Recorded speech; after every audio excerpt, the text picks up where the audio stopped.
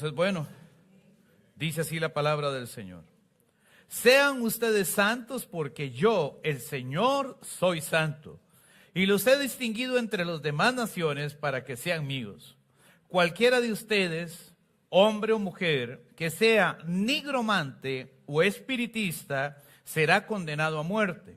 Morirá apedreado y será responsable de su propia muerte. Hace 2 semanas atrás hemos venido hablando sobre el tema de tener cuidado. Jesús dijo en Mateo 24 que en los últimos días se levantarán una serie de personas que tratarán de engañar, si fuera posible, dice el texto, a los escogidos de Dios. Y hay que tener en cuenta, hermanos, de que hay muchas tradiciones, hay muchas historias que nos pueden desviar del corazón de Dios. Y creo que aparte de todas las controversias relacionadas con temas de diversidad y los énfasis políticos que actualmente se están dando, acercándose las elecciones, por supuesto, yo creo que el tema de lo sobrenatural y paranormal sigue generando expectativas, controversias y confusión en nuestro contexto cultural. Al momento, existen no sé cuántas, y son cientos de películas, programas, documentales, canciones y hasta celebraciones donde la comunicación con las personas que han muerto o con espíritus es el tema central. Y aquellos que vieron la película Coco más o menos saben de lo que estoy hablando. En algunas culturas se cree con aférrima contundencia que los muertos siguen interviniendo en la vida de los vivos. Y que su intención, supuestamente, es la de proveer información sobre eventos futuros, dar consejos en situaciones de crisis o proveer protección. Sin embargo, estas creencias y prácticas se sustentan en la mayoría de casos en experiencias personales, tradiciones ancestrales, mitos o leyendas populares, que las personas siguen sin cuestionar su autenticidad. Es en este punto donde los cristianos debemos de evaluar y definir cuál va a ser nuestra fuente de autoridad y de fe y de conducta para no tropezar en el engaño. Y la pregunta que tenemos para hoy es, ¿pueden los muertos ingerir en la vida de los vivos? El pasaje que tenemos en estudio nos relata un momento muy particular. Israel estaba pronto para entrar a la tierra prometida. Y mientras que ellos estaban en los últimos preparativos, Dios permanece constantemente transformando, guiando y formando el corazón de su pueblo. Porque Dios quería que su pueblo tuviera un carácter justo, recto y santo. De aquí el llamado que Dios hace en el verso 26 diciendo, sean ustedes santos como el Señor es santo. La palabra aquí santo se refiere a una persona que ha sido apartada con un propósito, una persona que tiene un objetivo diferente, una persona que tiene un plan diferente a todos los demás, una persona que se ha escogido con una misión particular y a eso le llamamos santo. Dios no solamente quería entonces que su pueblo conquistara la tierra prometida, sino que desarrollara una identidad, tuviera sentido de propósito y vivieran con la convicción de la presencia de Dios entre ellos. Pronto, los hebreos tendrían que combatir contra naciones enemigas como los cananeos, fereceos, heteos, jebuseos, filisteos y qué sé yo, otro montón de feos que habían por ahí. Estos grupos habitaban lo que Dios había prometido como la tierra prometida. Pero esta tierra es la que Dios le entregaba a Israel por heredad. Sin embargo, y antes de que llegaran, el Señor les advierte que no creyeran, no obedecieran, no practicaran los ritos y ceremonias paganas que los pueblos de estas regiones tenían como norma de vida. En Deuteronomio 18:10 en adelante podemos ver una descripción detallada de lo que Dios no quería que su pueblo hiciera. En toda aquella región se adoraban ídolos como Baal, Astarte y Moloch, que eran honrados por medio de ceremonias y ritos sexuales de fertilidad, además de sacrificios de animales, sacrificios humanos. Se practicaba la necromancia, y usted dice, ¿qué es eso? En algunos diccionarios dice nigromancia. Es exactamente lo mismo, es un método de adivinación con el cual una persona dice que se comunica con los espíritus o con los muertos para vaticinar el presente o el futuro. Eso es un nigromante o un necromante. En otros lugares le dicen pitonisas. En otros lugares simplemente le dicen mediums. Y cuando hablo de medium no estoy hablando de small, medium y large, no. Es alguien que está en el centro entre dos mundos para traer información. Pero Dios condenó estas prácticas e instruyó al pueblo de Israel que no hicieran lo mismo, porque debido a estas acciones, Dios expulsaba a los cananeos, a los heteos, a los fereceos, jebuseos y todos los demás de sus territorios. Levítico 18, 1, 3. Y advirtió que si alguien en Israel desobedecía y consultaba a los nigromantes, consultaba a los muertos, el castigo para esa persona sería la muerte. Ve Levítico 26. Pero ¿cuáles son las razones por las que Dios condenó la práctica de consultar a los muertos? ¿Pueden los muertos influir en la vida de los vivos? ¿Pueden interceder a Dios por ellos? ¿Tienen el poder para proteger o ayudar a quienes los adoran o veneran? ¿Pueden los muertos castigar a los vivos por no servirlos o recordarlos?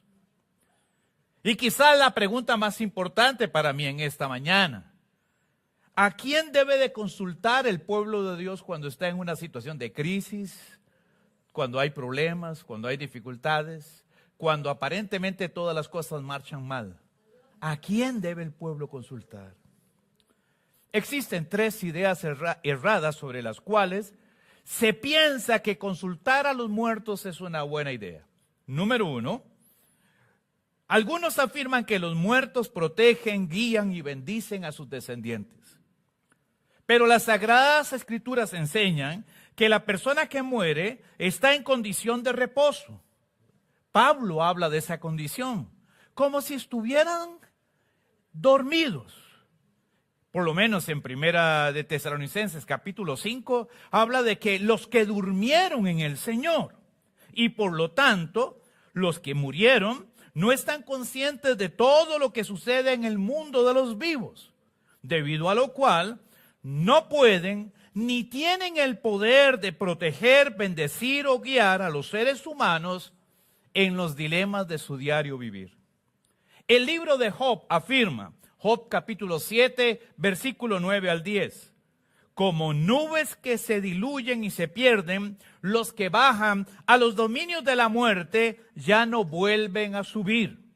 Nunca más regresan a su casa, desaparecen de su lugar. Y Salomón afirma en el libro de Eclesiastés, los vivos saben que han de morir, pero los muertos no saben nada, ni esperan nada, pues su memoria cae en el olvido. Sus amores, sus odios y pasiones llegan a su fin y nunca más vuelven a tener parte en nada de lo que hay en esta vida. Eclesiastés capítulo 9, versículo 5 y 6. Si los que mueren no regresan, entonces no hay necesidad de apaciguarlos, complacerlos u obedecerlos. Podemos mantener su memoria y resaltar sus éxitos. El libro de Hebreos nos presenta una lista de muertos. Y ustedes dicen, es algo muy lúgubre. Hebreos capítulo 11 nos presenta una lista de muertos. Abraham, Isaac, Jacob, Rebeca, Sansón. Pero no lo hace con el propósito de otorgarle a los muertos un poder o capacidad especial, sino para recordar su fidelidad, su amor, sus obras. Y en el capítulo 13, verso 7, el autor del libro de Hebreos dice que debemos de imitar la fe de estas personas, no temerles, no adorarlos, no seguirlos, es imitar su fe. ¿Pueden los muertos vengarse con los vivos? Este es un asunto serio y digo yo que hasta escalofriante, porque algunos consideran que existen espíritus que se quedan atrapados como en dos mundos y buscan venganza, y sobre todo dicen que aquellos que tuvieron una muerte violenta, es decir, no una muerte natural, como que quedan atrapados en dos mundos, y esas almas, que en la Iglesia Católica decíamos que eran ánimas, ¿recuerdan? Que había que rezarle a las... ¿Y por qué tenía que rezar a las ánimas? ¿Para que qué? Para que salieran del purgatorio, pero también aquellos que quedan encerrados en medio de esos dos mundos, supuestamente, y que no pueden pasar al otro. Hermanos, cuando una persona muere, sea que muera de muerte natural, vivió 400 años y murió, o una persona muere en un accidente de tránsito, simplemente está muerto. Y su espíritu o su alma no queda encerrado en ninguna parte. Simplemente pasa a un estado literal de reposo, que ya vimos que Pablo menciona como estar dormido, y nunca más regresa hasta la resurrección de todos los muertos en el día final. Lamentablemente existen personas que viven atrapadas, hermanos, con temor, pensando de que las ánimas regresan, o que las almas regresan, o que es que el abuelo no murió bien. Es que no se pudo ir. Es que todavía anda por aquí. Y yo he escuchado eso, ¿verdad? Que se cae una olla, seguramente es mamá. A ella se le caían las ollas. Hermanos, los que mueren se van. Jamás regresan. Nunca más regresan. Ya descansan. Descansan de sus penas, de sus trabajos. Y en este momento no tienen conciencia de absolutamente nada. Como estas personas tienen miedo de que uno de sus familiares se haya supuestamente quedado atrapado en medio de los dos mundos, el mundo de los vivos y el mundo de los muertos, entonces lo que hacen es consultar mediums o nigromantes para tratar de entender qué es lo que hay que hacer para que no se enojen. Entonces buscan adivinos, hechiceros, agoreros, sortílegos y otro tipo de artes mágicas y personas que se encargan de esto con tal de investigar qué es lo que quiere el muerto. ¿Quiere chupón? ¿Qué es lo que quiere? ¿Un cereal? Pero los muertos no quieren nada. No tienen hambre, no tienen sed, no tienen sueño. No se preocupan por el alquiler, no se preocupan por el clima, no se preocupan por nada. Están en un estado absolutamente y total de reposo. Número 3, hay personas que dicen que hay que buscar a los medium o nigromantes porque Dios es inaccesible. Muchos de los que consultan a los muertos lo hacen porque consideran que no pueden acercarse a Dios directamente, ya sea porque consideran que su condición no se los permite o porque consideran que Dios no se ocupa de cosas sencillas de la vida. Este razonamiento los lleva a considerar que el único medio para accesar a Dios es por medio de los espiritistas o nigromantes, ya que consideran que estas personas tienen poderes sobrenaturales o mágicos que les permite transferir información de los muertos a los vivos y de los vivos a los muertos. Así que supuestamente los muertos son consultados por los nigromantes para obtener información o bien para que ellos intercedan delante de Dios. Frente a estas propuestas es necesario tener en cuenta, hermanos, que al consultar a un medium o a un espiritista o a un necrómano, las personas están en rebelión contra Dios, ya que las Sagradas Escrituras, hermanos, se compara el consultar a los muertos y la adivinación con la idolatría. Y específicamente la relación que hay entre los dos es que tanto la idolatría como consultar a los muertos aparta el corazón del hombre de los caminos del Señor. Hace que el hombre ponga la confianza en el hombre y no en Dios. Y hermanos, en esto Dios se ha mostrado como un Dios celoso. Es decir, Dios no comparte su gloria con nada. Ningún muerto tiene poderes, ni adquiere poderes. Dios sigue siendo absolutamente Dios y no comparte su gloria absolutamente con nadie. Los que ya murieron descansan, Dios sigue siendo Dios y Él sigue teniendo a cargo todo lo que sucede en el universo. Ahora, yo sé que muchas personas, y quizás usted en esta mañana se esté preguntando, pero pastor, aquel pasaje de, ¿cuál era? Ah, sí, 1 Samuel 28, nos habla aparentemente de que Saúl habló con Samuel. Y ya Samuel tenía mucho tiempo de muerto. Y entonces me han dicho, entonces, hermanos, yo siempre he creído que antes de llegar a una conclusión hay que estudiar bien el contexto del pasaje. Hay que entender la realidad y las circunstancias. No podemos llegar a conclusiones simplistas sin haber hecho un trabajo exegético del pasaje. Cuando nosotros nos acercamos a la narrativa de este pasaje, 1 Samuel 28, aparentemente un espíritu le habla a Saúl por medio de una pitonisa o de un nigromante. Pero si hacemos un examen minucioso del texto y su contexto, entonces encontraremos varias realidades que en una lectura rápida muchas veces nosotros no la vemos. En primer lugar, debemos de saber, hermanos, que cerca de 6 a 10 años, Dios había quitado su bendición de Saúl. Saúl ya no era rey, aunque seguía con la corona. La presencia de Dios ya no estaba con Saúl.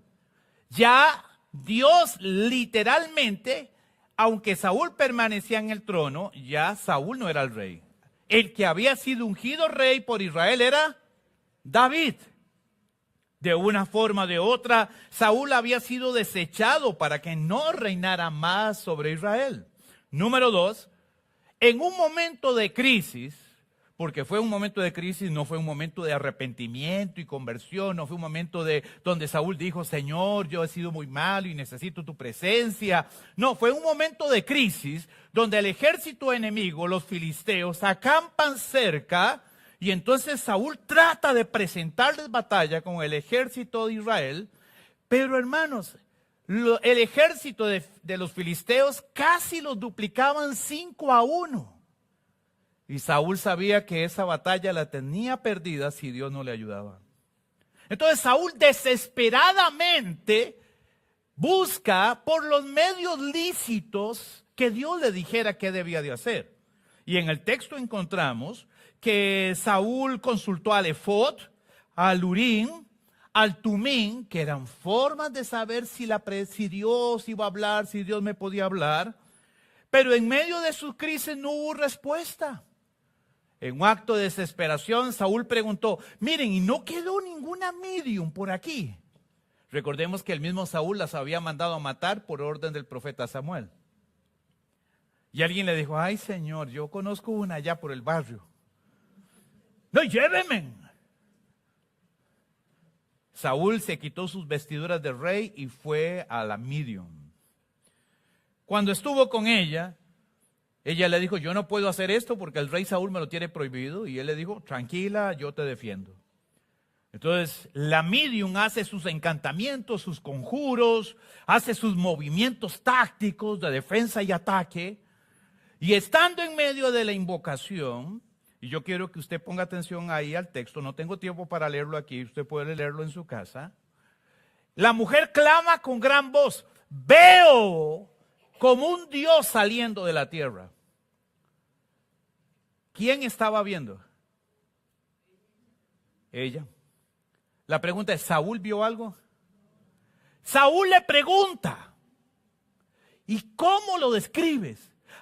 Es como un viejito con una capa y renquea de un pie y lo mueve muy feo como a las 3:15. Y entonces Saúl dice, ¡ese es Samuel! En ese momento, el espíritu que vio la pitonisa toma control de la medium y Saúl jamás ve a Samuel. Lo que escucha es la voz de Samuel en la pitonisa. ¿Cómo sabía Saúl que era Samuel? Nunca lo supo. Y usted me va a decir, pero si era la voz de Samuel. Bueno, en 2 de Corintios dice que Satanás se viste como ángel de luz. Satanás puede imitar voces, puede imitar figuras. Recuerde que Satanás no tiene la capacidad de criar porque es una criatura. Y como criatura no tiene la capacidad de criar, pero sí tiene la capacidad de imitar. Y puede imitar un ángel de luz. Es decir, puede presentarse delante de usted de una manera muy bella, muy sofisticada, muy carga, ¿verdad? Y decirle, mire, vengo de parte de Dios, porque de todas maneras es padre de mentira. Mire, Dios dice esto, Dios dice el otro, y aquí es donde mucha gente se embarca y dice, Dios me visitó anoche. O mamá me visitó anoche. O es que papá me dijo que no volviera más a la iglesia. Y no saben que no es Dios. Es un espíritu satánico, disfrazado o imitando lo que se presentó delante de ellos. Volviendo al caso de Saúl. Saúl habla con el espíritu y el espíritu le dice, ¿para qué me molestas? Vea la drama, o sea, un Oscar, ese espíritu necesita un Oscar, hermano, ¿verdad? ¿Para qué me molestas? Estaba descansando.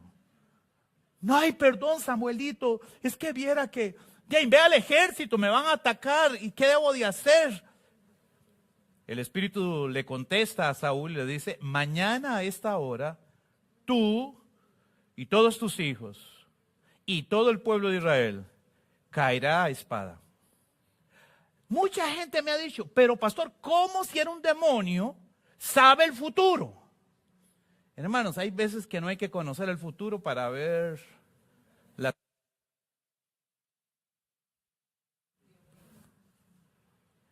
Hay veces que no hay que ver el futuro para ver las consecuencias de las acciones.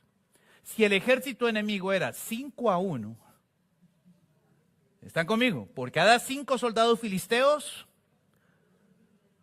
1 hebreo. Si la gloria de Dios había sido quitada de Israel, si ya Dios no respaldaba a Saúl, ¿cuál iba a ser el resultado? ¿Qué piensa usted? ¡Derrota! Entonces, ¿el demonio estaba haciendo una profecía o simplemente estaba aplicando la lógica de los números? Entonces, cuando a mí me dicen que es que el demonio dijo una profecía, no calza dentro del texto. Simplemente utilizó la lógica de los números. Y Saúl se desmaya y cae al suelo, dice el texto. Cuán largo que era, ¿verdad? Saúl aproximadamente medía 1,96 m, 97 m. Era una persona muy alta. Y la misma pitonisa le hace comida y le da de comida a Saúl y de todo. Y la pregunta es, ¿fue Dios que le habló a Saúl? Dios jamás se contradice.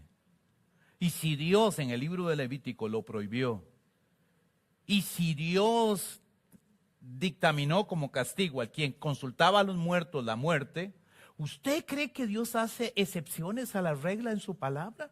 ¿Y sabe por qué Dios no hace excepciones a su palabra? Porque Dios conoce el pasado, el presente y el futuro. Dios no tiene que desdecirse nunca, porque en su sabiduría y poder Él lo conoce todo, lo sabe todo, lo entiende todo. Nunca se equivoca, nunca hay un detalle que escape a su sabiduría y conocimiento. Por eso Dios no se desdice jamás. Más bien la palabra de Dios dice que Jesús sigue siendo el mismo ayer, hoy. Y su palabra sigue siendo la misma ayer, hoy y para siempre. Una vez dicho esto, ¿qué enseña la Biblia acerca de consultar a los muertos? En primer lugar, la Biblia enseña que existe un solo Dios y un solo mediador. Primera de Timoteo, capítulo 2, versículo 5. Consultar e invocar a los muertos es una práctica pagana que está expresamente prohibido en Levítico capítulo 18. Y el castigo para quienes lo hacen es la muerte, Levítico 20:27. El apóstol Pablo tuvo un encuentro con una joven que le producía enormes cantidades de dinero a sus amos. Y esta joven, el libro de los Hechos la describe como una pitonisa. Y ustedes, ¿de dónde salen esas palabras? Hermanos, en el oráculo de Delfos, de una de las religiones mistéricas de los griegos, había algo que se llamaban los oráculos. Y habían diferentes tipos de oráculos. Generalmente esos oráculos, habían grupos de personas dedicadas a ellos. En Delfos había un grupo supuestamente de sacerdotes, servidores. Y en este lugar donde Pablo llega, había una joven, aparentemente una mujer muy joven, 18, 20 años cuando mucho, porque Pablo le llama muchacha, y a los 20 años todavía en el pueblo de Israel era un huila, ¿verdad? Porque el hombre llegaba a mayoría de edad a los 40 años. Aquí en Costa Rica a los 18, en los Estados Unidos a los 16. En ese tiempo un hombre era hombre a los 40. Entonces una muchacha. Esta muchacha tenía lo que algunos llamarían un don, una capacidad. Ella predecía el futuro. ¿Y cómo lo hacía? Consultando a los muertos. Ese era el oráculo de ella, invocar a los muertos.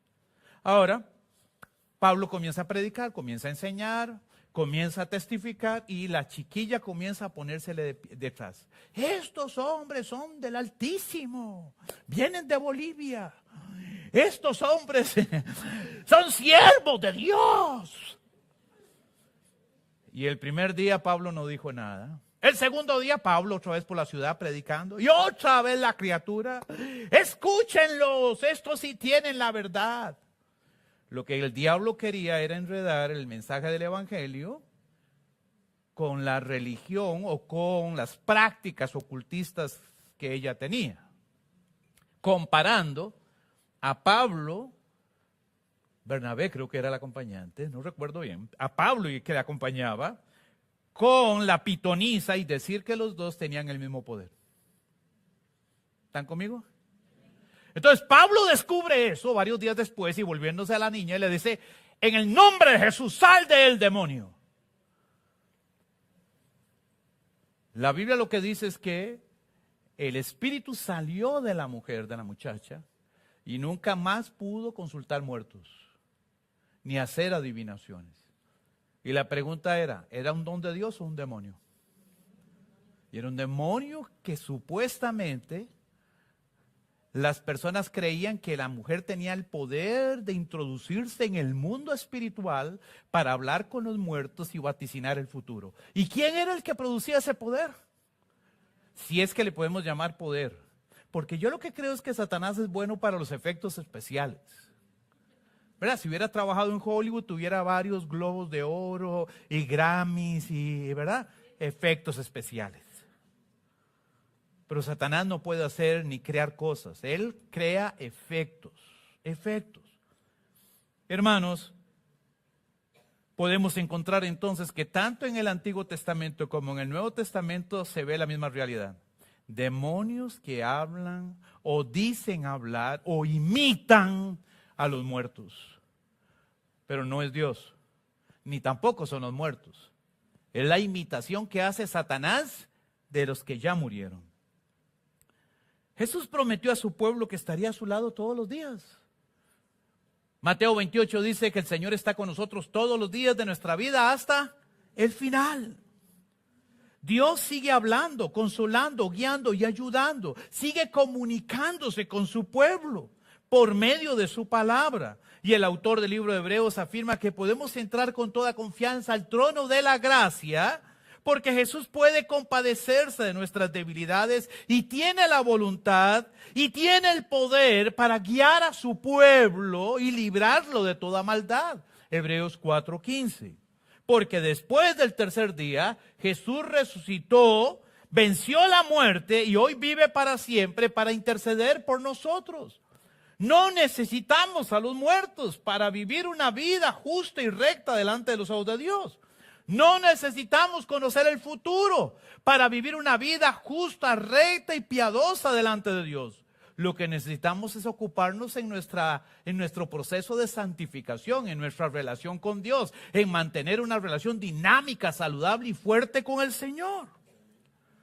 Pastor, ¿hay vida después de la muerte? El apóstol Pablo enseñó que la muerte es una condición que surgió como consecuencia del pecado. Y que la muerte no discrimina a nadie. Se lleva a pequeños, grandes, medianos, lindos, feos, gordos, flacos, amarillos, rojos, anaranjados. La muerte se lleva a todo el mundo. La muerte no discrimina. Todos los seres humanos, dice Pablo, vivieron bajo el dominio de la muerte hasta la resurrección de Cristo. Primera de Corintios 15:20. Pero con la resurrección de Cristo, la muerte perdió el dominio y el poder, porque todos los seres humanos a partir de Cristo en algún momento resucitarán. Pero unos resucitarán para vida eterna y otros resucitarán para condenación eterna. Daniel 12:2, Juan 5:29. Jesús prometió a sus discípulos que regresaría. Y Pablo enseñó que los primeros en resucitar de los muertos o de entre los muertos son todos aquellos que han creído en Cristo como Señor. Primera de Tesalonicenses 4:16. Y dice Pablo, y luego nosotros los que hayamos quedado, o ustedes los que hayan quedado, porque yo creo que ya yo no, ¿verdad? Aquellos que hayan quedado, entonces sus cuerpos serán transformados en un abrir y cerrar de ojos, y juntos reinaremos con el Señor eternamente y para siempre. Hermanos, esto nos indica que sí hay vida después de la muerte. Que el ser humano no termina con la muerte. El ser humano fue creado para vivir eternamente. Lamentablemente, y por el pecado de nuestros primeros padres, Adán y Eva, el ser humano fue infectado por el pecado y todo lo que Dios creó como muy bueno se echó a perder. Pero hermanos, Dios no dejó el destino del ser humano para que todos nos perdiéramos, aunque todos merecíamos perdernos. Romanos 6 dice que por cuanto todos pecaron, todos estaban destituidos, pero Dios interviene en la historia del ser humano para abrirnos el camino de la reconciliación al Padre y mediante su resurrección que nosotros pudiéramos experimentar una transformación total para vivir con Jesús eternamente y para siempre. Esto nos indica que sí hay vida después de la muerte. Pero los que ya durmieron no volverán a sus casas. Job 7:10. Los que ya durmieron no adquieren poderes espirituales especiales para comunicarse con los vivos, porque no tienen conciencia de nada. Eclesiastés 9:5. Y Pablo enseña que están en un estado latente, dormidos, hasta la manifestación del Señor para recibir resurrección eterna. Primera de Tesalonicenses 4:13. Es interesante que Pablo utiliza el verbo dormir. Algunos expertos dicen que era una forma muy común en que la gente hablaba de la muerte. Sin embargo, cuando estudiamos Juan 11:11, encontramos que no era una forma tradicional de usar el término dormir para hablar de la muerte. Jesús está predicando, de un momento a otro le dicen, Jesús, tu amigo Lázaro está enfermo. Pero dice que Jesús se quedó unos días más predicando donde estaba. Y de un momento a otro alguien le dijo, Señor, ¿y Lázaro? Entonces el Señor le dijo, ok, vamos donde Lázaro porque él ya duerme. Jesús utilizó la palabra dormir. Y usted lo puede buscar en Juan 11:11. Él duerme. Entonces los discípulos interpretaron de que seguro Lázaro estaba en una siesta, ¿verdad? Tranquilo, esperando. Tal vez que alguien le había dicho a Jesús que ya Lázaro había tenido una recuperación y que no había muerto. Cuando Jesús entendió que sus discípulos no habían comprendido el término dormir, entonces Jesús los para y le dice, suave, Lázaro ha muerto. Entonces los discípulos dicen, pero ¿cómo? ¿Cómo lo dejó morir? Cuando Jesús habló de que Lázaro estaba dormido, estaba hablando más bien de su condición actual. No tiene dolor, no sufre, no pasa necesidades, no es consciente de que no hemos llegado, no hay prisa por llegar. Los discípulos entonces dicen, bueno, vamos entonces con Jesús y todos muramos con Lázaro. Todavía no entendían. No entendieron. Ahora es interesante que Pablo utilice el mismo término y el mismo concepto para hablar de la muerte. Porque todos los seres humanos que mueren están esperando el día de la resurrección. Todos, absolutamente. Abraham, Isaac, Jacob, Moisés, todos. En este momento en el reino de Dios no hay nadie, ni en el infierno hay nadie. Todos esperan la resurrección. Absolutamente todos. Es cuando el Señor se siente en su trono, cuando los libros serán abiertos. Los justos recibirán vida eterna y los que no murieron en Cristo, condenación eterna. Hay gente que me dice, pastor, pero es que el que se muere se va para donde el Señor. No, el que se muere entra en un estado de latencia, como cuando usted se duerme. Por ejemplo, anoche como a las 10 me acosté, me quedé dormido y hoy abrí mis ojos y digo, un nuevo día. Eso es exactamente lo que pasa con los muertos. Mueren y pierden conciencia de absolutamente todo y cuando abren los ojos pasaron 400, 500, 600, 2000 años. Y cuando abran sus ojos estarán en la presencia de Dios. ¿Para vida eterna o para condenación eterna? ¿Están conmigo? Entonces eso es lo que Jesús le quería decir a los discípulos. Eso es lo que Pablo hace referencia aquí. Y creo que en esto Jesús revela la voluntad del Padre para todos sus hijos. Algún día todos los muertos resucitarán. Pero buscar a los muertos para tener conocimiento acerca de los vivos no es más que una necedad y rebelión contra Dios. El Señor advirtió a su pueblo para que permanezca fiel a su palabra y declaró, para que te vaya bien. ¿Qué debemos de hacer? Guarda los mandamientos y los estatutos que el Señor tu Dios te da, Deuteronomio 4:40.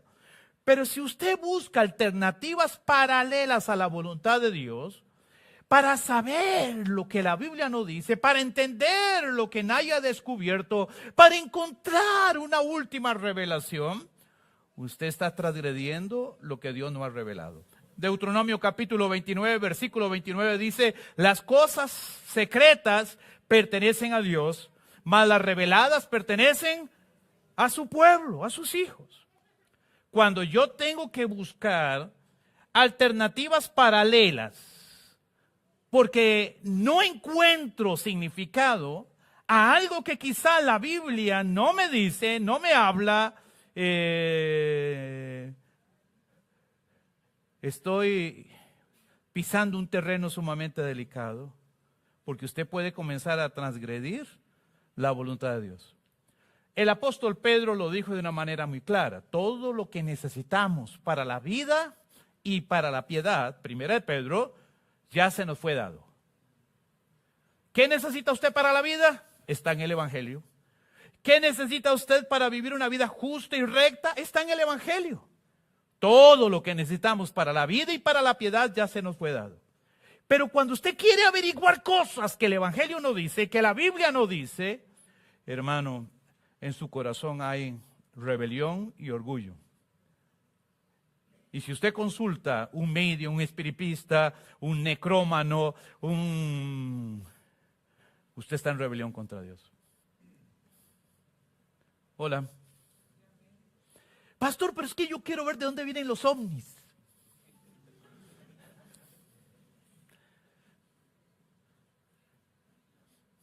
Hay muchos acercamientos acerca de esto. Yo mismo no tengo explicaciones acerca de esto. Un día estábamos en la isla de Chira, mi esposa, Marjorie, yo, Eunice, nuestra hermana Eunice, y un grupo de hermanos tratando de refrescarnos sentados en el piso, ¿verdad? De la casa como a 38 grados, como a las 9 de la noche. Aquello estaba que... Y mientras que estábamos ahí, 13 luces redondas pasaron a una velocidad sobre nosotros, en línea, en formación. Y si usted me pregunta, ¿qué es eso? No tengo una explicación. Científicamente no tengo una explicación. Entre la luz primera y la última luz puede ser que haya cerca de 1 kilómetro. Porque recuerde que yo estoy aquí y el cielo es curvo, entonces no es una línea recta lo que vimos. No hay una nave terrestre que tenga esa distancia, este tamaño, ni tampoco que viaje a esta velocidad. No existe todavía. Y usted me pregunta, ¿qué es eso? No sé, pero eso yo no lo ocupo saber para la salvación, no lo ocupo saber para la vida eterna, no lo ocupo saber para ser un buen padre, o ser un buen hijo, o ser un buen cristiano. Dios sí sabe qué es. Algunos han dicho que son demonios, yo no sé. Si usted habla con uno, le pregunta, le va a mentir, pero le va a decir.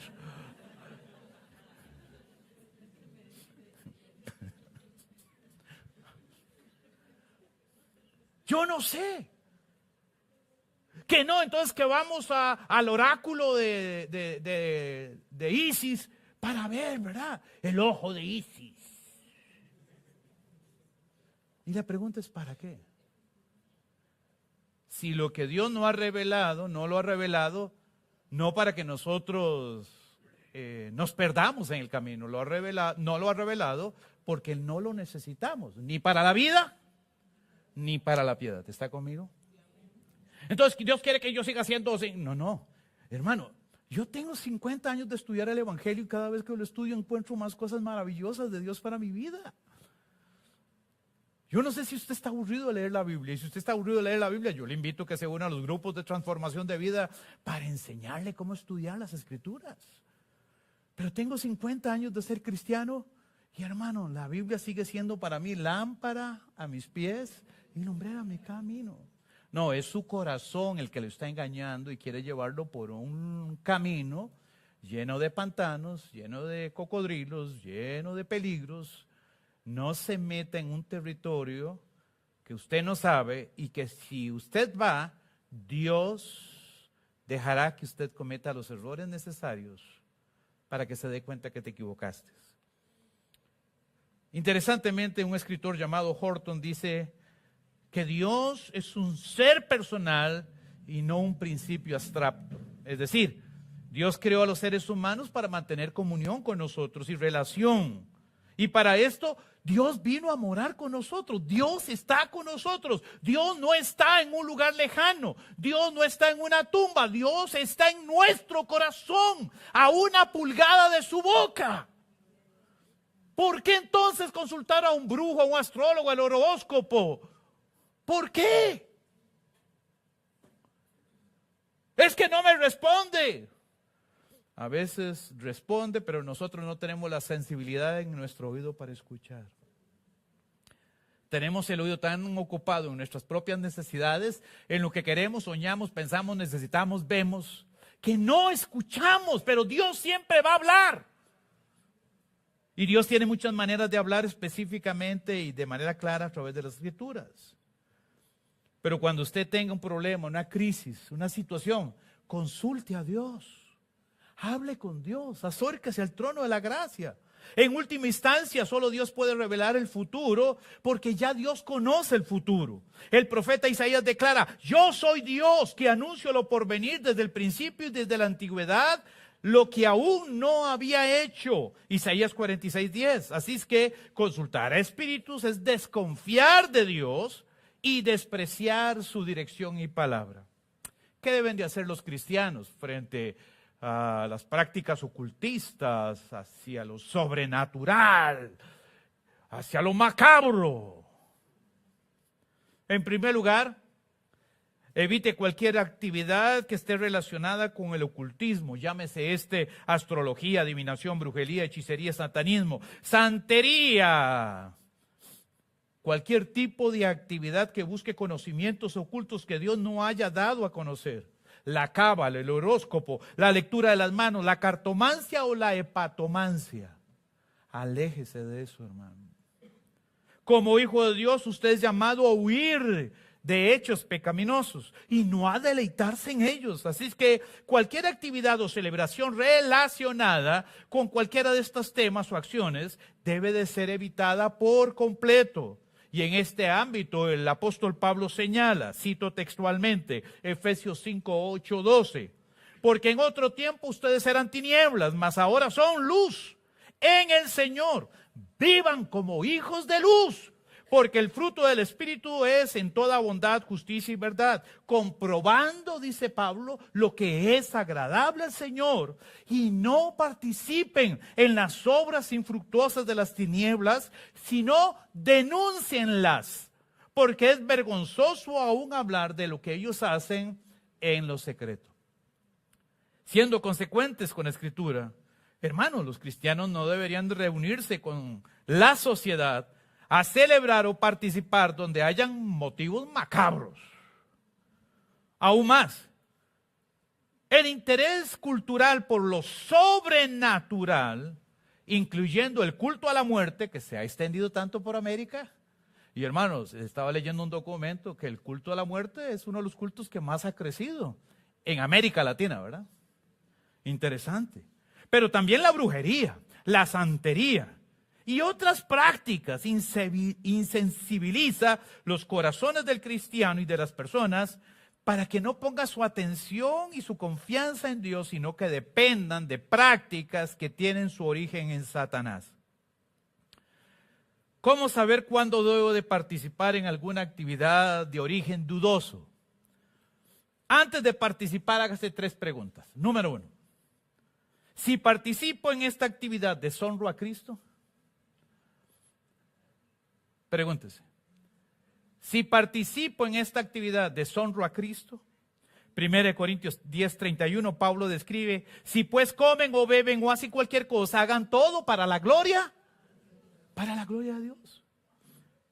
Las implicaciones de este versículo son universales y totales, y por lo tanto, el cristiano no debe de participar en cualquier cosa que deshonre o reproche o niega o blasfeme el nombre de Jesús. Todo lo que nosotros hacemos debemos de hacerlo con el objetivo de buscar activamente complacer al Señor en todo. 2 Corintios 5:9. Antes de participar en cualquier actividad o práctica relacionada con elementos de la oscuridad, es mejor ser obediente y alejarse de ello. Jeremías 15:19. 2. Si participo de esta actividad, ¿violo los principios rectores de mi conciencia? Pablo dice que si tu conciencia no te traiciona, pues fiel es Dios. Si hay algo, una invitación, una ceremonia, una actividad, algo que usted le dice, mira, vamos, considere, ¿esto va en contra de mis valores y principios? ¿Esto va contra los elementos que rigen mis creencias? Yo sé que hay mucha presión social, ¿verdad? Por ejemplo, que los cristianos participemos de Halloween, que los cristianos participemos del culto a la muerte, que los cristianos participemos del Día de los Muertos, que los cristianos participemos. ¿Cuáles otras fiestas hay? ¿Ah? ¿Esas 3? ¿Solo los 3 tenemos? No, yo creo que hay más. Bueno, esas 3. ¿Cuál debe de ser nuestra participación en este tipo de cosas? Pregunta. Hace unos días atrás, en el programa de los miércoles de preguntas y respuestas, alguien me preguntó sobre el tema de Halloween. Hermanos, hoy en día todo el mundo quiere ver a Halloween como algo normal, pero Halloween tiene una naturaleza macabra. Y sigue teniendo una naturaleza macabra. Comenzó en los países escandinavos, como una idea de protección y de espantar a los espíritus para que huyeran, para que las cosechas fueran abundantes. Que ya me hace falta el litro de café, kilo de pinto, 6 huevos, bollo de pan.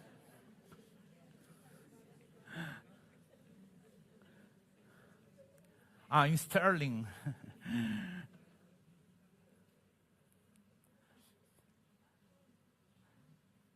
Hoy en día, porque ellos me han dicho, pero ya eso pasó, pero es que no ha pasado. Hermanos, las estadísticas de muertes y de sacrificios, de invocaciones, el 31 de octubre sigue siendo exactamente lo mismo, las mismas creencias, los mismos valores, y todo el mundo dice que es una fiesta inocente. No lo es. No lo es. Mi conciencia me apoya, o tengo un asidero bíblico como cristiano para participar de estas fiestas. Y hay otras, yo sé que hay otras, es que en este momento no me acuerdo, pero hay otras. ¿Debo de hacerlo como cristiano? Usted tendrá su respuesta, porque yo no le puedo decir ni que sí ni que no, es su respuesta. Y pregunta número 3. Si participo de esta actividad, ¿hago que alguno de mis hermanos peque? Pablo anima a los cristianos para que utilicen su libertad de manera positiva y no hagan pecar o tropezar a los demás. 1 Corintios capítulo 8, versículo 12. Siempre debe de tener presente que existen hermanos con conciencias sensibles.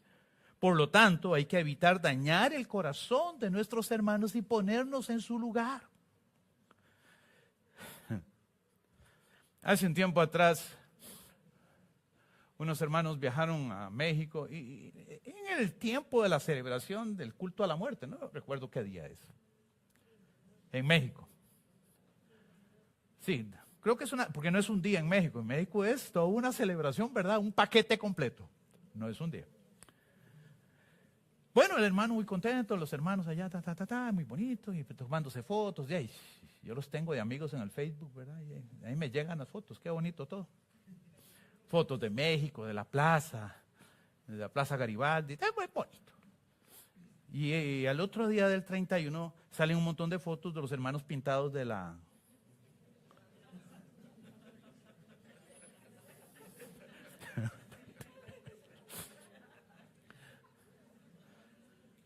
la Santa Muerte. La calavera esa, ¿verdad? Con una florcita, yo qué sé qué más le ponen ahí, ¿verdad? A la calaca esa, bueno. Fue una noche increíble, pusieron en las fotos.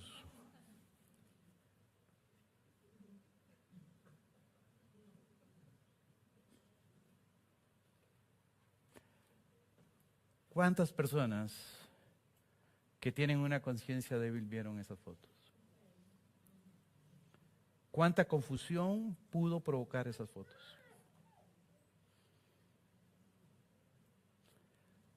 Nosotros no solamente somos responsables de nuestras decisiones, sino de cuánto daño podemos hacer con nuestras decisiones en la vida de otras personas. Y Pablo habla de libertad, porque ese pasaje que acabo de citar en Corintios, habla de la libertad del cristiano. Es decir, tenemos libertad de tomar decisiones. Pero el límite de tu libertad en tus decisiones está cuando tú dañas con tus decisiones la conciencia del hermano que está a mi lado. Y usted me dice, pastor, eso no es nada, ya, y aquí mismo se pintan de mimo y de todo, ¿verdad? Pero si yo veo a Adriana pintada de calaca, sí tengo que bajarla, ¿verdad? Que es la que hace mimo. Como hijos de Dios, tenemos retos culturales muy importantes. Y entender que así como Dios pidió a Israel que fueran santos porque nuestro Padre Celestial es santo, también sabemos que 1 de Pedro dicen, y si ustedes llaman a Dios Padre, sean santos porque Él también es. Y cuando habla de santidad en 1 de Pedro está hablando de actúen de manera justa, de manera recta, juzguen. Hermanos, yo no le voy a decir qué debe de hacer o qué no debe de hacer. Esa no es mi función en este altar. Mi función es enseñar y presentar las evidencias bíblicas necesarias para que usted desarrolle criterio. Pero es su responsabilidad lo que hace en las decisiones de su vida. Sin embargo, quiero cerrar con el pasaje de Éxodo 4, para que te vaya bien. Para que te vaya bien. Guarda los mandamientos y las ordenanzas que el Señor tu Dios te da. Tengo tiempo para 2 preguntas sobre el tema. Tengo tiempo para 2 preguntas sobre el tema. ¿Todo está claro? ¿Todo está claro? Anoche me hicieron una pregunta, como ustedes no la hacen, yo se las hago. ¿Qué pasa con la invocación de los ángeles? Que pareciera ser un tema muy, muy espiritual, ¿no? Pareciera ser un tema muy espiritual. Sí. Muy ligado a lo de los ángeles, hay cristianos que ponen a veces en su Facebook recordatorio de sus seres queridos y la expectativa de que nos cuidan o le piden a Dios por nosotros. Y hermano, hay alguien que amé en mi vida y lo sigo amando, es mi padre, nuestro primer pastor. Él marcó mi vida de una manera tan profunda que si yo tengo que buscar a alguien con quien comparar mi estilo de vida, siempre pienso en él. Un hombre recto, justo, honesto, espiritual. Un hombre que diariamente oraba 4 o 5 horas todos los días. A los que lo conocieron, y aquí hay muchas familias que lo conocieron, así es que no tengo que repetir muchas cosas. Pero mi padre está descansando. Él nunca volverá donde yo estoy, pero es muy posible, café por favor, si es muy posible, que sí yo vaya donde él esté, antes que el Señor venga, es posible. Pero mi padre ni me cuida, ni me protege, ni me ayuda, ni me va a decir el número de la lotería, ni el número de los 7 monos, ¿cómo se llama eso? De los 3 monos, 3 monazos. Yo no sé. Ni tampoco me va, no. Porque ahí estaríamos hablando de adivinación. Adivinación. Hermanos, los ángeles, dice Hebreos, que son seres criados, y aunque a usted le cuesta entenderlo, inferiores a nosotros, porque nosotros somos hijos. Ellos son seres criados, que Dios creó para servir a su pueblo. Sin embargo, los ángeles están sujetos a la obediencia a Dios. Hay un grupo últimamente que se ha levantado, y recuerde que esa es la temática que hemos venido tratando, que se llama Nueva Acrópolis. ¿Han escuchado? Es un grupo donde se evocan los ángeles, donde se establecen altares y se le enseña a la gente que hay que entronizar un ángel, y le dan una lista de nombres de ángeles. Yo no sé dónde la cogieron, pero le dan una lista de ángeles para que usted entronice el ángel, y que usted de ahora en adelante todo tiene que consultarlo con el ángel. Si se va a casar, si va a comprar, si va a vender, y tiene que tener un altar, y tiene que decirle ciertos rezos y ciertas cosas, y la gente cree eso, hermano. Ahora, sí me preocuparía que usted como cristiano yo llegue y tenga ahí el ángel Esaú, ¿verdad? O sea,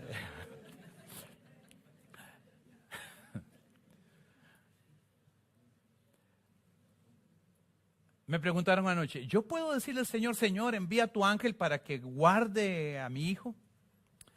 Mi hijo Gerson trabaja en los Estados Unidos, en Carolina del Norte, y cuando oramos por él, yo siempre le digo, Señor, guárdalo y protégelo, porque Dios no solamente tiene la facultad de enviar un ángel, sino que Dios tiene millones de formas de hacer las cosas. Dios puede enviar una persona, puede enviar un gato, puede enviar las avispas, puede enviar hasta una vaca que corretea al enemigo. O sea, Dios puede hacer, y no necesariamente son ángeles.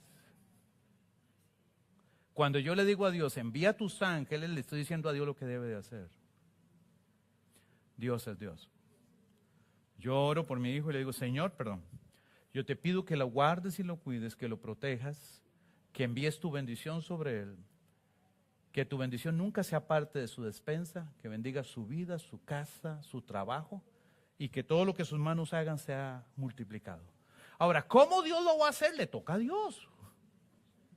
No me toca a mí, le toca a Dios. Si Dios quiere mandarle todos los ángeles posibles que le entren al carro, Dios los manda. Si Dios quiere pararlo de otra manera, Dios lo hará. Yo no le digo a Dios lo que tenga que hacer. Yo le pido a Dios lo que siento en mi corazón, y que Dios se encargue de lo demás. Amén. Otra frase que me dijeron anoche, y eso que nosotros los cristianos decimos, lo cubro con la sangre de Cristo. ¿Han escuchado la frase? Bueno, voy a decirlo desde 2 dimensiones. Desde el argot evangélico, a mí no me causa ningún problema que usted diga me cubro con la sangre de Cristo, ¿de acuerdo? La he escuchado por 50 años y ya no me causa ninguna situación especial. Pero cuando usted cree que la sangre de Cristo es un fetiche o que tiene un poder sobrenatural para protegerlo de la maldad del diablo, ahí es donde entramos en problemas. Porque la Biblia dice que la sangre de Cristo lo que hace es limpiarnos de toda maldad. ¿Qué es lo que hace la sangre de Cristo? Pero si usted agarra la sangre de Cristo, o digamos también el aceite, ¿se acuerdan? Sí, en la iglesia siempre tenemos aceite. Este es Castrol 2050. No. La Biblia dice en el libro de Santiago, si alguno está enfermo, llame a los ancianos y oren por él, ungiéndole con aceite, y la oración de fe. ¿El aceite tiene algún poder especial? Y usted dice, pero si es aceite, ¿porque está blanco? Es que cuando hace mucho frío, ¿verdad? Se pone así. No, el aceite simplemente es un símbolo. No tiene ningún poder. ¿Está conmigo? Hay gente que me dice, pastor, vaya a la casa y lleve bastante aceite. ¿Será que me voy a hacer unos plátanos fritos o algo, verdad? Me va a hacer algo rico. No, porque es que las ideas evangélicas, en el argot evangélico estoy hablando, ¿verdad? Hay un libro muy bonito de Gary Strogan que habla de los mitos que los evangélicos consideramos verdades. Creo que está en español ya. Creo que yo lo vi, que Gary ya lo publicó en español. Paganismo dentro de la iglesia, ok. Entonces la gente piensa que si el pastor llega con aceite y pringa aceite por todos lados, aceite, entonces ya los espíritus no llegan. Otra vez usted está devolviéndose al libro de Levítico, ¿me está entendiendo? Otra vez usted está transgrediendo la ley de Dios. Está creyendo cosas que no existen. Si Dios está en usted, el Espíritu Santo está en usted, la unción de Dios está en usted, el poder de Dios está en usted, no en el aceite, es en usted. ¿Está conmigo? Lo mismo la sangre de Cristo, ¿verdad? Pastor, ¿y si se me presenta el diablo? Es difícil que se le presente, ¿verdad? Es difícil, no digo que no. Pero hermanos, el diablo sabe quién soy yo en Cristo. A usted tal vez le cueste pensar eso.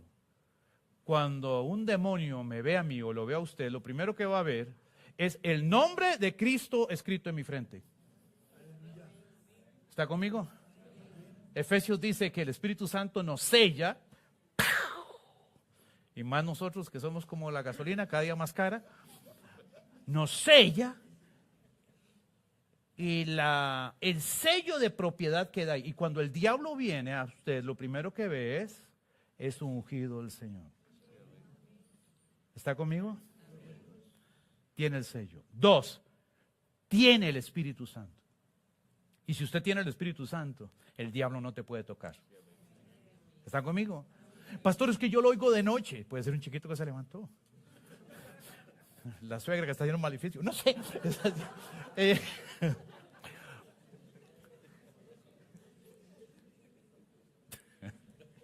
Eso no está en el sermón. Si usted tiene temor, haga las mías. Hermano, yo me levanto y reprendo toda obra del diablo en el nombre de Jesús, porque mi casa es territorio del reino de los cielos. La Biblia dice que todo lo que pisara la planta de mis pies será territorio del rey. Y Satanás no tiene lugar ahí. Termino, y perdón que ya me pasé. Hace rato estoy diciendo termino. No se lo ponga. Estaba en Idaho, donde mi hijo Gerson, faltaba 2 días para venirnos, después de pasar unas vacaciones con él allá. Y en la noche, el lugar donde estaba Gerson, el 92% de la población son mormones, ¿verdad? Católicos es un porcentaje muy pequeño, y cristianos, 2 pequeñas iglesitas, como de 30 a 40 personas cada iglesita. Todo lo demás son mormones. En la noche me acosté como siempre, me acosté con Marjorie, me dormí, y en la noche Dios me reveló un demonio que estaba sobre la ciudad, y que el demonio me gritaba que me fuera, que su nombre era Morfeo. Y cuando yo me desperté reprendiendo al diablo. No más, mi esposa fue la que me despertó. ¿Qué te pasa? Él vio, ¡fuera! ¡Fuera! Era una guerra espiritual y estaba dormido, no estaba despierto. Y me levanté, hermano, con toda la adrenalina que se me salía por los ojos y de todo. Quizás Dios me estaba dando una visión del poder espiritual que había sobre la ciudad. ¿Está conmigo? Bueno. Pero el segundo testimonio es mejor. Hace unos años trabajé con caravanas de buena voluntad cuando existía. Estuve trabajando en Barrio de Tortuguero y les estoy hablando de los años 80, 90, 93. Viajábamos por Guapiles, Cariari, Palmitas, 4 horas y media por la montaña hasta llegar a Puerto Lindo. Ahí tomábamos un lanchón y nos llevaba 4 horas por los canales hasta Tortuguero. Ahí estuvo trabajando el pastor un tiempo. Como enfermero, esa es mi profesión, yo soy enfermero. Bueno, no sé si decir soy o fui, pero bueno, en ese momento era. Las carreteras dificilísimas, siempre había que andar con cadenas en las llantas, con wincher. Teníamos un wincher adelante y un wincher atrás en el carro. Y un viernes, mis 2 compañeros y yo, mira, vámonos. Siempre salíamos el sábado en la mañana, ¿verdad? Pensando en esa trayectoria por la montaña. Literalmente era montaña. Ahí no es otra cosa que montaña. O sea, usted hacía la mano así y decía, me la cortaron. O sea, no la ve. Salimos y hay una parte difícil. Cuando ya llegamos a donde estaba el jeep, ya eran casi las 5 de la tarde. Y yo le dije, no, mira, quedémonos aquí en la guardia rural, ahí hay una guardia civil, porque estamos cerca de la frontera con Nicaragua. Quedémonos aquí. No, vámonos, aquí no va a pasar nada. Sí, pero ellos no manejaban, el que manejaba era yo. Pero ahí me convencieron, ¿verdad? Nos vinimos. Llegamos a un lugar donde hay una bajada muy pronunciada, mucho lodo, demasiado lodo. Inmediatamente subía y en la parte de arriba doblaba. Se devolvió el carro. Y comenzamos a usar los winchers, comenzamos a clavar estacas, es lo que uno sabe, ¿verdad? Ahí fue cuando me hice chofer. Hacer de todo para sacar el carro de ahí, no había manera. Después como de 2 horas, eran las 8 de la noche ya, de estar intentándolo. Entonces yo apagué el carro y le dije a mis compañeros, no, tenemos que dejar el carro descansar, es demasiado lo que lo hemos apretado. Y no vamos a salir. Entonces, no, vamos a ir a caminar a ver si encontramos alguna casa para ir a dormir. De ahí yo me quedo aquí en el carro. Yo estaba muy cansado. Pero mientras que estaba en el carro, yo comencé a orar y le dije, Señor, tú tienes el poder de hacer que nosotros podamos salir de aquí. Yo no quiero dormir aquí. Es una oscuridad, es un lugar que no es bonito. Y entonces yo arranqué el carro y le dije, en tu nombre, Señor, lo voy a hacer. Y volví a echar el carro hacia atrás. Y lo volví a impulsar otra vez. Le quité la doble y nada más lo dupliqué. Le quité vamos a ver. Sí, lo que llamamos la chancha. Le quité la chancha y nada más lo dupliqué para ver si dándole más velocidad salía. Y cuando ya iba llegando a la loma, el carro simplemente comenzó a deslizarse otra vez de lado. ¿Verdad? Lo que estaba haciendo durante todo el día. Y en ese momento sentí que agarraron el carro y lo levantaron en el aire y me lo subieron hasta la loma, cerca de 75 o 100 metros. Y yo sé que fue la mano de Dios. Si usted me dice, ¿qué fue? Fue el Señor. Y con este testimonio lo que quiero decir es que Dios siempre está cerca de los que le temen y les aman. Que Dios siempre escucha nuestra oración. Que Dios nunca está largo de quien clama a Él. Que Dios está presente, que no necesitamos ni a los muertos, ni a los agoreros, ni a los adivinos, que Dios siempre está junto a su pueblo.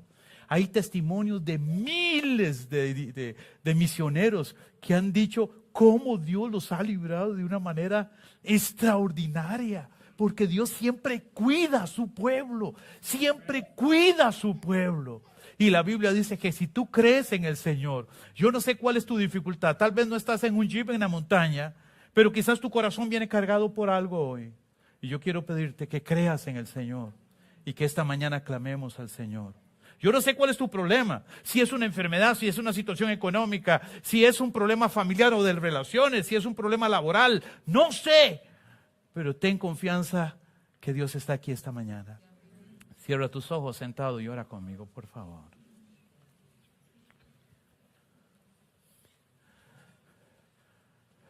Toma un minuto para hablar con Dios. Habla sobre tu problema, si es de salud,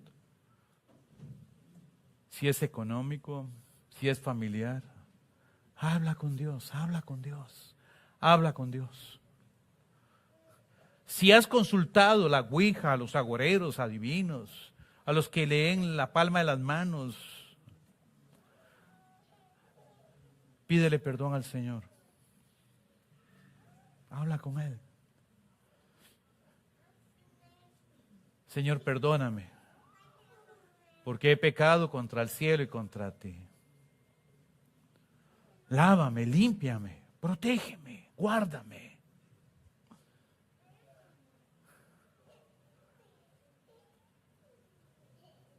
Padre, en el nombre de Jesús, has escuchado la voz de tu pueblo.